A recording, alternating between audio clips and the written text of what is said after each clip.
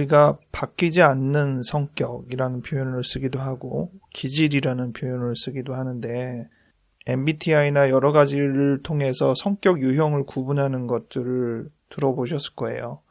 기질 구분을 하는 것으로 TCI라는 검사가 있는데 이 검사는 표준화된 통계로 수치를 보는 거라서 보다 객관적인 정보를 제공합니다. 평가에 따라서 기질이 유형이 나뉘면 그 개인적인 유형은 좋은 유형이냐 나쁜 유형이냐라고 질문할 때 어떤 기질 유형도 좋다 나쁘다라고 단정적으로 평가하지 않는다라고 되어 있습니다.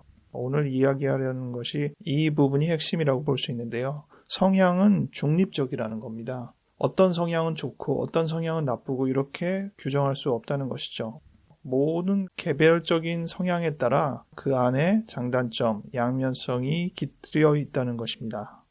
예를 들어 앞서 얘기한 TCI 검사에서 자극 추구, 노블티 시킹이라는 평가 기준이 있어요.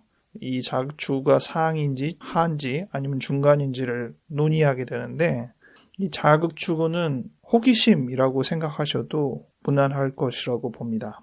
이 자극 추구가 높은 유형의 사람은 장점으로는 새롭거나 낯선 자극에 남다른 호기심을 가지고 적극적으로 탐색하고 스릴 넘치는 모험이나 짜릿하게 흥분되는 경험을 즐기고 순간적인 본능이나 직관적인 육감에 따라 행동하는 열정적인 사람이라고 되어 있습니다.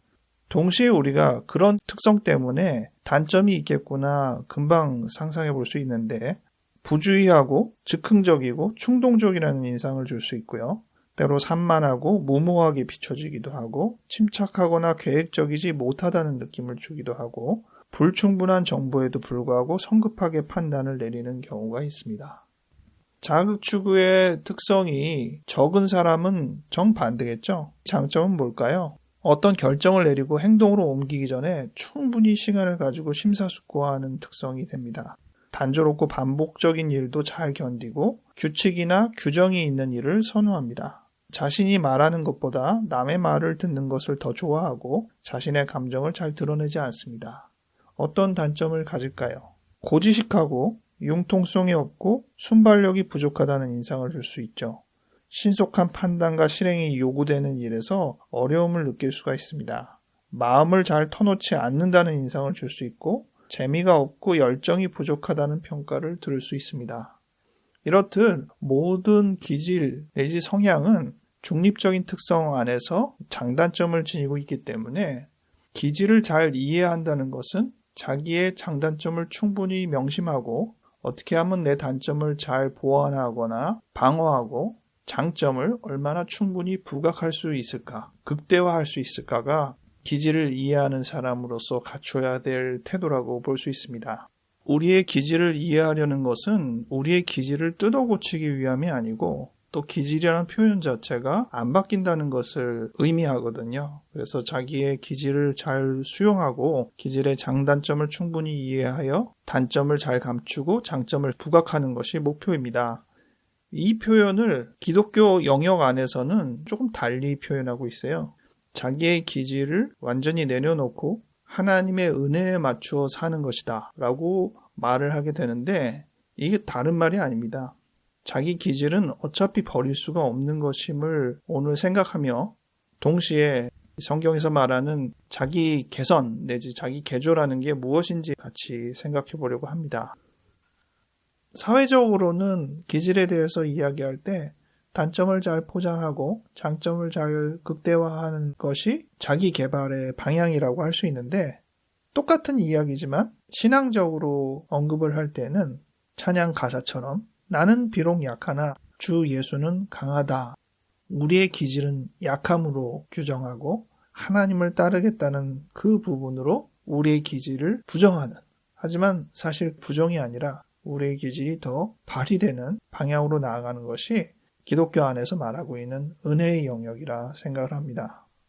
우리가 인생을 살면서 약점을 잘 보완하고 강점을 극대화하자라고 말을 하든 나는 약하고 하나님은 강하다라고 말을 하든 성향을 어떻게 발휘하느냐에 대해서는 같은 이야기를 하고 있음을 생각해 보아야 하겠습니다. 그렇기 때문에 기독교인도 자기의 기질을 계속 부정해서는 안 될 일이고, 또 기독교인이 아니라도 자기의 기질을 단순히 장단점으로만 보는 것이 아니라 궁극으로 우리 인간의 실존적인 약함과 자기의 죄성을 함께 생각하며 우리가 죄인이라는 사실을 명심해야겠습니다. 그 자리가 오히려 우리에게 새로운 출발을 알리는 자리이기 때문입니다. 그 자리에서부터 새로운 방향성이 생기기 때문입니다. 상담에서 실질적으로 해석이 어떻게 진행되는지에 대해서 이야기를 좀 해보려고 합니다. 전에도 해석에 대해서 말씀을 드린 바 있는데 마치 물 웅덩이 한 부분들을 어떻게 연결하느냐라는 개념으로 설명을 드렸습니다. 즉 해석은 표면적으로 드러나 있는 개별적인 여러 가지 상황들을 통합적으로, 종합적으로 이해하는 설명이라 할 수 있습니다. 그래서 개념적으로는 굉장히 결정적인 한방, 종합 결론 이렇게 의미 부여가 되는 듯 하지만 실제로 상담에서 그런 정도까지 해석을 생각한다면 아마 해석은 거의 잘 이루어지지 않을 것입니다. 하지만 막상 해석은 그렇게 드물게 일어나지는 않고 자주 일어나는 것이 훨씬 더 상담적으로도 좋습니다. 현실적으로 상담 안에서의 해석은 그런 결론에 해당하기보다는 추론에 해당될 가능성이 높습니다. 정설이라기보다는 가설에 해당되는 것이죠. 그리고 종합적인 결론에 해당되기보다는 중간 정리라고 보는 것이 조금 더 타당하기도 합니다. 이야기의 파편적인 현상들을 종합하려면 그 이야기 사이사이에 있는 부분들을 엮어내는 연결이 필요한데 그 연결을 내담자에게 충분히 다 들을 수가 없거든요. 그래서 그 부분은 모종의 아이디어를 가지고 각색을 해야 됩니다. 그 각색을 위해서 동원되는 것이 심리 이론입니다. 그래서 심리 이론의 배경이 다르다 보면 같은 파편을 연결하는 해석도 다를 수밖에 없습니다. 그러면 생각하게 되죠. 어느 것이 옳으냐.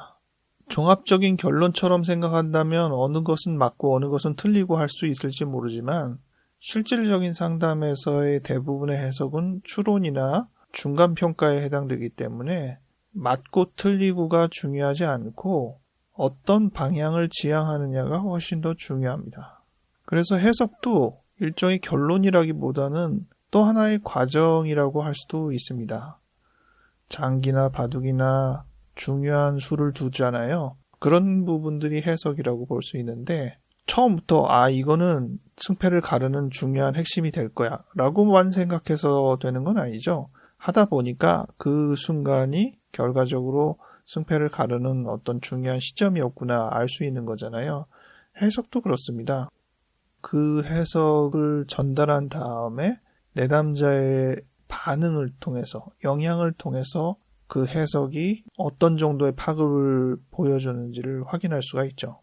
정신분석에서 제대로 된 해석이 이루어지면 내담자는 그 해석의 내용 때문에 다양한 연상이 생긴다고 말합니다.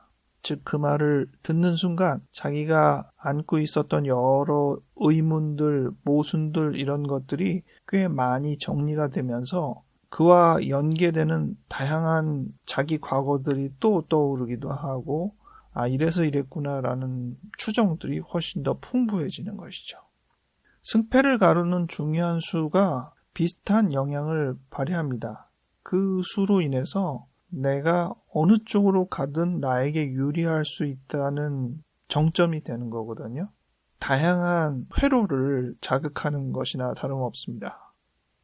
그래서 상담자가 내담자의 이야기를 여러 가지 들은 다음에 이제 해석을 하려고 단어나 문장을 선별하게 되잖아요.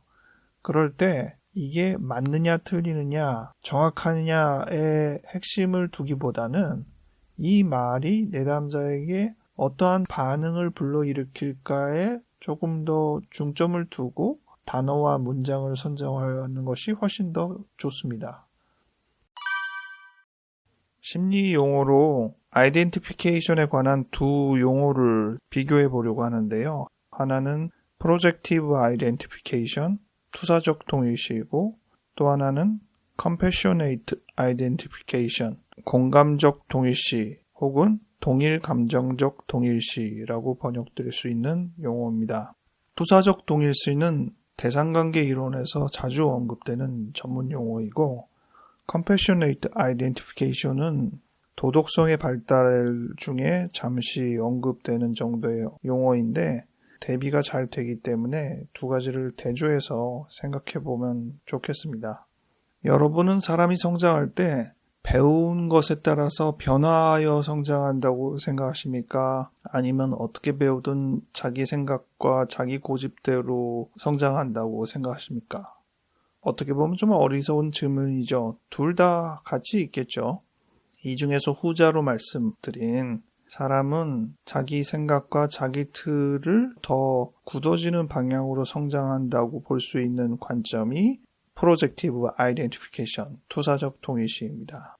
반면 compassionate identification은 다른 사람과의 경험을 통해서 새로운 이해를 갖는다는 뜻이고요. 이 경험은 결국 도덕성을, 사회성을 키워나간다라고 말할 수도 있습니다. 예를 들어서 사람들은 믿지 못할 존재다. 그런 생각을 기본적으로 갖고 있는 사람이라고 생각해 봅시다. 누군가를 만났을 때 그 상대를 믿지 못할 사람이라고 여길 거 아니에요.